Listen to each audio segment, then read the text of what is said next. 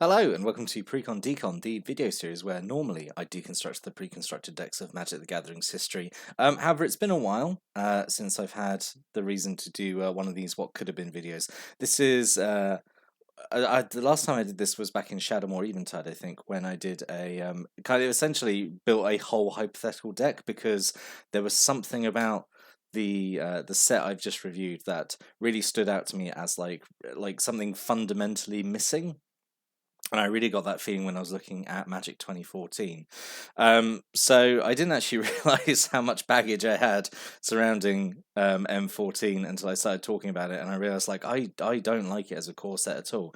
But in the last video where I looked at the bestial strength, towards the end I mentioned there was one big thing in M14 that I would say essentially the whole gimmick of the set that is really surprising that they didn't make a deck around as well, and especially because it would be maybe it would have been too good, but it's feels like such an obvious theme and they didn't do it. And if you know about M14, then you probably know what I'm going to say. But before we get into that, so in this video I'm essentially making I'm proposing a whole brand new theme deck for M14.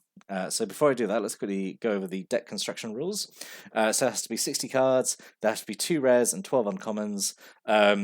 There has to be at least 1 rare from the set. That's that only applies when we're talking about like block sets. This is a core set, so obviously both rares are going to be from M14, and same as well. At least 50% of non-basic land cards must be from the set. Again, doesn't apply because we're just sticking to M14 and the M14 card pool. Which is fine because the deck we're building is Hive Might, which is green and red slivers. Yes, slivers were back in M14, and despite being in all 5 colours, mostly green, red, white, but there was I think 1 rare in blue and 1 rare in black. Despite that, just being in 3 colours, they somehow did not make it into any of the theme decks we've looked at for M14, and I would say that was like the big gimmick of M14 was bringing slivers back. And also, I just want to kind of talk about the M14 slivers because they get a lot of hate, just because they're different and different is bad. But I really want to talk about them and really dive down on them and sort of give my thoughts on the M14 slivers. So, this is the deck list I put together. So 27 creatures, which is huge, but it's essentially a sliver deck.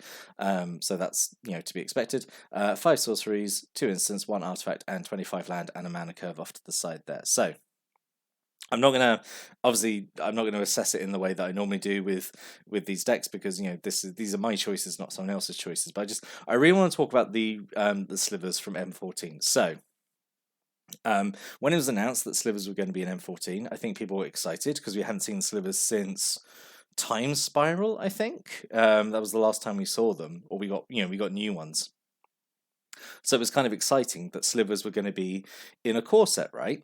And then we got kind of the art of them, and people immediately hated them because they don't look like what traditional slivers look like. The original slivers are kind of wormy bug things. They look kind of, I don't know how to describe them really, but like they're weird wormy things. They've got like 1 arm with like a kind of a claw on it, and they've got like a kind of armored like beaky head. And in M14, all the slivers were like this. They were kind of more humanoid, and a lot of people are like, "Oh, these aren't slivers. These are terrible. We don't like them. Different is bad." My argument to this is that so the whole point of slivers is that they evolve and change. That's the whole point. That's represented by the mechanics because, when you have 1 sliver out, it affects all the other slivers. So there's no reason why slivers couldn't adapt to become more humanoid. And you could say like, oh well, slivers have always presented looking like this. But my argument to that is, right, think of goblins, right? So goblins look completely different depending what plane they are. Like on Ixalan, they're like monkeys. On Mirrodin, they have like giant, like gremlin heads. Essentially. On Zendikar, they look different. Basically, goblins look different depending what plane they are. But we all accept them. But we accept all of them as being goblins. And there's no reason that we can't do that with slivers as well. Like maybe the original kind of wormy slivers are, I don't know, more like primitive slivers that haven't fully evolved, and these are slivers because I think the fluff was that these are slivers that are found on the plane of Chandelar. So maybe these are slivers that are just further along the evolutionary line and have become more humanoid. That's my thinking of it. Anyway, I would love to hear what people's opinions on these are. Like, I do get it is maybe a little disappointing that they don't look like traditional slivers, but I also don't mind that they look like this. You know, they're still slivers. You know, they still do mechanically what slivers should do, and yeah, it's fine. And yeah, let's pretend that some of the people who are complaining about slivers not looking the same don't actually care about artwork or flavor at all. It's just really the mechanics. And mechanically, these slivers are great. It does also lean into another thing that people didn't like about them. So traditional slivers, or slivers that we'd had up to this point, had followed the old kind of Lord templating that we'd had, and I've sort of talked about it in a few videos before and mentioned it in some comments. In that there was definitely a shift at some point where, like, kind of Lord effects, say, like Murphic Sovereign or Goblin King, stuff like that. There was definitely a switch, I think, probably around Lorwyn, where like Lord effects went from affecting everything on the board to just affecting your stuff, which I think is the right thing to do. Because I don't think it makes sense for, say, in elves, say you got like Imperious Perfect, which gives all your elves +1/+1. Makes no sense for them to give your opponent's elves +1/+1. That makes no sense. And also, it's kind of sucky that you play a card that could potentially make your opponent's cards better. Now, I do think there's obviously space in the game for this kind of symmetrical risk reward thing where, like, oh, I might play a card that might also benefit my opponent, but if you're playing like a tribal deck, I do think that the tribal effects should only affect your stuff. And the one thing I would say that doesn't apply is actually slivers. So these are these slivers have the new kind of templating where they only affect your slivers. But I would say just because slivers are like a hive mind, and they kind of like grow and adapt and evolve from each other. This is maybe the one case where this should have affected all slivers on the board. Maybe I can see why the templating change was done because it makes it easier to track, right? Just in case you're both playing slivers, and it's a nightmare to track both sides of the board what slivers are, what sliver bonuses there are. But I say this wouldn't be a terrible thing if, for me personally, if these slivers did affect all slivers on the board, because that's like how slivers work. So that's really two strikes against the M14 slivers. Was the artwork change and the kind of the mechanical switch of their abilities. But anyway, so that's my thoughts on slivers. I don't mind them. I like this kind of new interpretation of them. I still prefer the traditional wormy bug ones, but these ones are fine. I don't have any don't have any particular strong or bad feelings about them. I just wanted to explain, like, I don't think they're bad. They're fine. It's fine.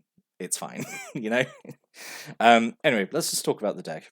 And it's kind of what I put together, and like this is what I feel like one of the M14 intro decks should have been, honestly, about slivers, because it was like I say, the main gimmick of the set was bringing slivers back, and also it's kind of fun to have one of these intro decks have a like a tribal theme to it.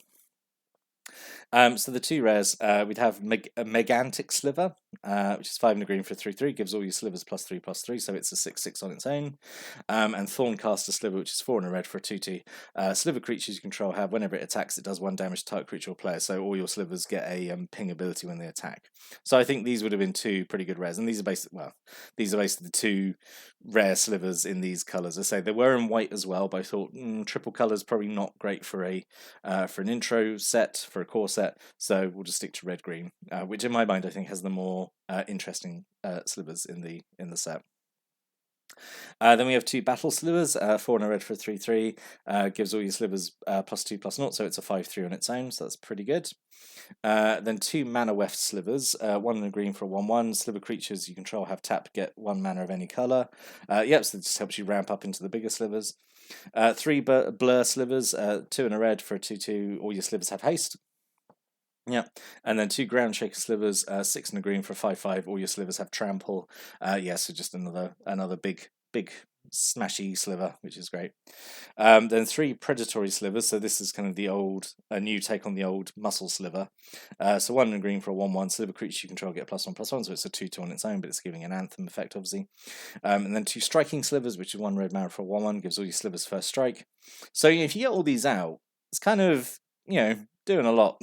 I suppose they're really slivers are so straightforward to play. You just play slivers, and then they all get stronger. It's great. It's very straightforward, and I think it would be good, for a core set intro deck. It's red green, so it's very straightforward, and all your creatures make each other better. So it's very, very straightforward strategy.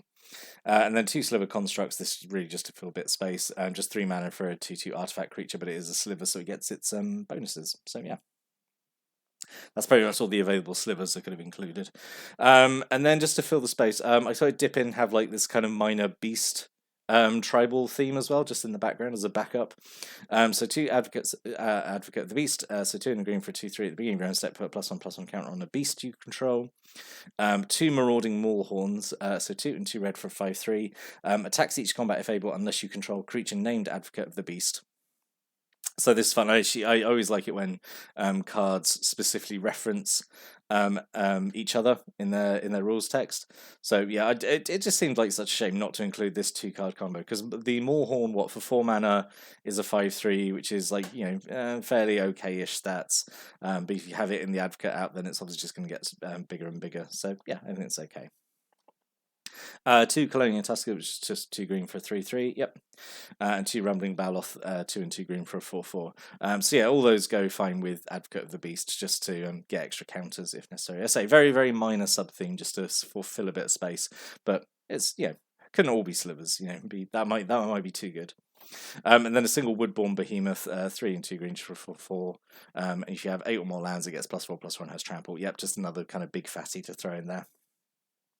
And then non-creature spells, single and large, 3 and 2 green, to give +7/+7 and trample, and the creature has to be blocked if able. Yep, that's fine. I think it's just a big swingy buff spell. I think it's pretty good. Single Bramble Crush for a bit of utility. Ranger's Guile is just a very good little combat trick.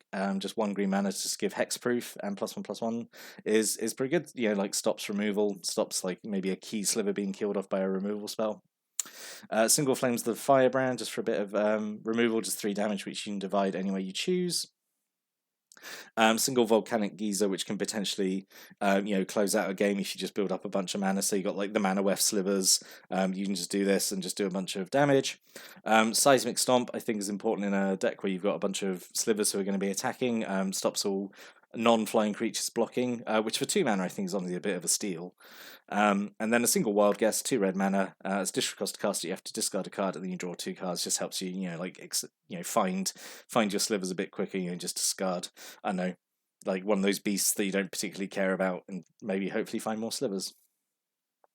And then I had to kind of stick to the M14 theme of having one of these staffs. So I had Staff of the Wild Magus, because I think it's predominantly a green deck. So yeah, it's fine. I'm not happy about it, because I do think these staffs are not great at all. But I had to I had to include it for authenticity's sake. And then 15 forests and 10 mountains. So that was my thoughts there on how I'd make a red-green M14 sliver deck. What are your thoughts? Is this a deck you would have liked to have seen in the set? Is it one that you would have been interested in picking up? I definitely think it would have been probably the strongest out of the 5, because I do think these M14 decks are not put together too well, in my opinion. But yeah, that was just my thoughts on it. I would love to hear what other people's thoughts are on like the M14 slivers and like how they look, and I don't know whether I don't know if my take on it is correct or not, like whether these are like more evolved, that's why they look different, and like maybe the traditional wormy slivers would end up looking like this in a way. But I hope you get what I'm coming across, in that things they can be the same creature type and look different, because we've had that before with other creature types. I say like goblins look different depending on what plane they're on. So I don't know. But yeah, if you got any thoughts or comments or anything on this video or the deck I put together, please stick them below. I'd love to give those a read. But we will definitely move on now in the next video, and we will make a start at looking on the Theros decks. I just wanted to have this little interlude here where we talk about. It just seemed like such a missed opportunity not to have a sliver deck in M14 when so much of the card pool was slivers. But anyway, rambling now. But yeah, thanks for watching, listening, and see you next time. Have a great day.